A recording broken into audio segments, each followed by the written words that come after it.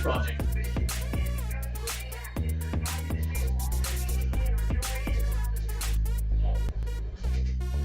Oh, that was a massive plate of gabagool. Hold on a second. Yusuf, aren't you working on that World War II presentation of yours? I mean, it's World War II.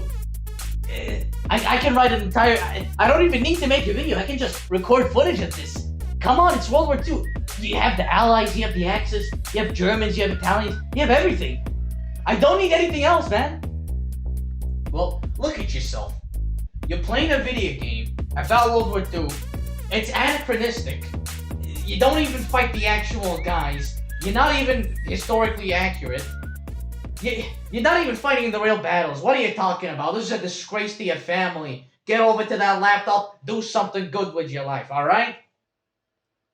Listen, give me an actual reason to why I shouldn't just record raw footage of this and then send it to my school. That's what the school does. They don't even edit their videos. And that's for the student council, by the way. Give me an actual good reason. I swear to God, I'll hop on this laptop and do it right now. Look, that's how it's gonna be.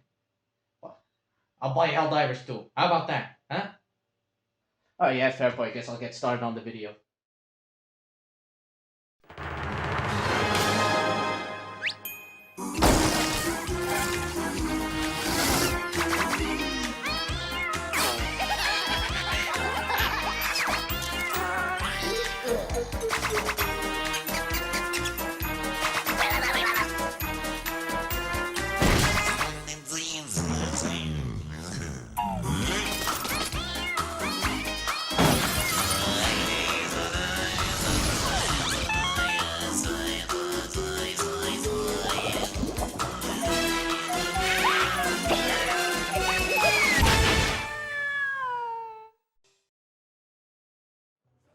Get a load of this.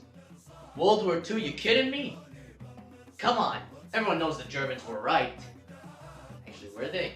Who cares about it? Let's get on. First of all, what happened to the Germans that, well, caused World War II was the Treaty of Versailles. And the Treaty of Versailles, oh, that was a terrible mistake on the Allies' part, I'll tell you that. A really terrible, a really terrible mistake. Because what ended up happening was it bankrupted the entire German state. No one could afford food, no one could even afford anything useful. I give this to Adam, and then he's gonna continue. Adam, the floor is yours. Alright, you louts, welcome to the Treaty of Versailles meeting. Finally, World War I is over, and now that ghastly business over with. Thank God, thank America, I guess, for all their contributions. You only participated in the Moisar Gong. No problem with us, Chief. Anyway, hey, Germany, are you ready to proceed? Ja, I'm ready to accept my loss and all that. But this will be ein Vertreter, ja? Sure. This will be a very fair treaty. Totally fair. Then nothing to look into. Nothing to look into. Hide everything. Was? Say something? What? Oh, no, of course. Nothing to look into, good sir, I didn't say anything. Right, let's get cracking on with the reading of this treaty.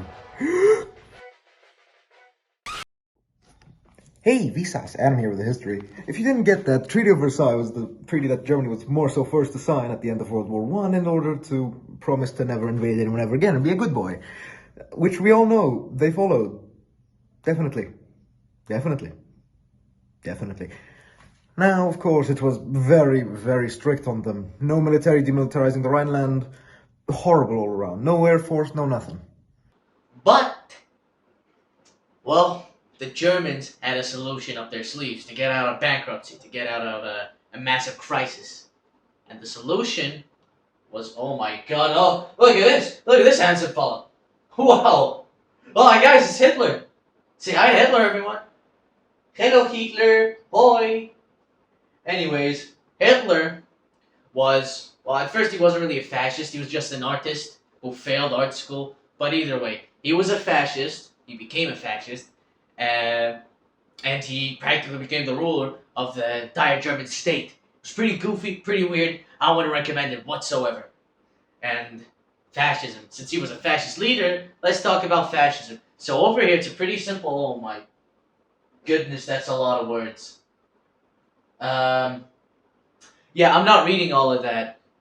So let's just move on. Anyways, oh my goodness, war.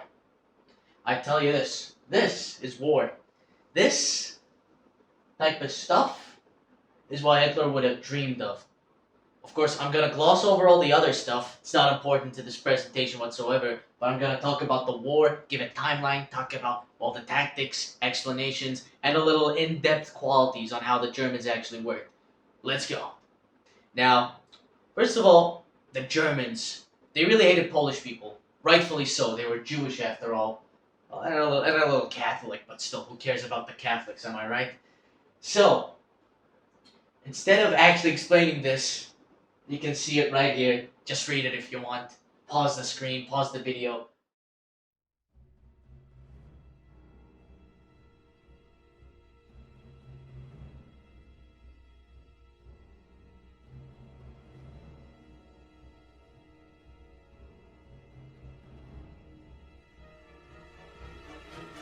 The new German Wehrmacht, which is a fancy way of saying German army, stormed into Poland after war was declared. They humbled the Polish army in a few days and forced them into a retreat. And of course, the Germans implemented a very early concept of what would turn into the Blitzkrieg. And what the Blitzkrieg was, well, it was basically a bunch of tanks would be rapidly sent in to charge at enemy positions, while the infantry would stay behind the tanks in order to mop up any remaining troops. The Germans called the invasion of Poland the September War due to the fact that it started near the beginning of September and ended in the same month. On the 17th, a pact was signed between the Russians and the Germans, otherwise known as the Molotov-Ribbentrop Pact.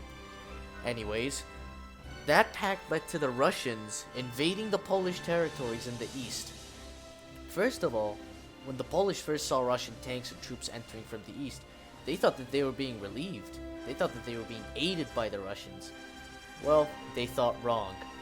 And because of that, they were rightfully and utterly humbled in the first hours of the Russian invasion.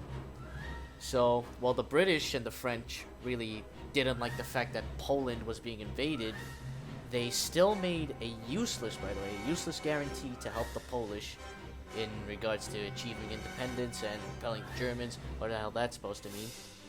And after that, well, the guarantee was useless. It led to nothing, because the Allies, they didn't even bother sending war equipment or troops.